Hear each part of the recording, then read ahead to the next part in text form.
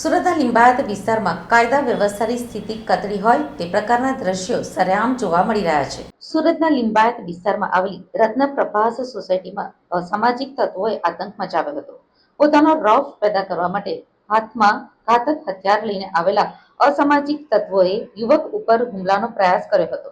ત્યારે આવા અસામાજિક તત્વો પોલીસને પડકાર આપી રહ્યા હોય તે પ્રકારના દ્રશ્યો સરેઆમ જોવા મળી રહ્યા છે. અસામાજિક તત્વોનો આતંક હવે રસ્તા ઉપર સીમિત ન રહેતા સોસાયટીઓમાં પણ જોવા મળી રહ્યો છે. અસામાજિક તત્વો સોસાયટીઓમાં ઘૂસીને ઘાતક હથિયારો સાથે યુવક ઉપર હુમલો કરતા હોવાનો વિડીયો વાયરલ થયો છે.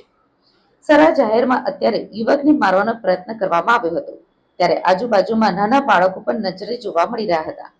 લિંબાયત વિસ્તારમાં અવારનવાર ઘાતક હથિયાર સાથે હુમલો કરવામાં આવતા હોવાના વિડીયો વાયરલ થઈ રહ્યા છે. ત્યારે પોલીસ કાર્યવાહી ઉપર સવાલો ઉભા થઈ રહ્યા છે કે શું આ વિડીયો વાયરલ થયા બાદ પણ પોલીસ પોતાની કાર્યવાહી કરશે કે ફરીથી અસામાજિક તત્વો દ્વારા કોઈનો જીવ લેવામાં આવે ત્યારબાદ કાર્યવાહી કરશે તે જોવાનું રહ્યું.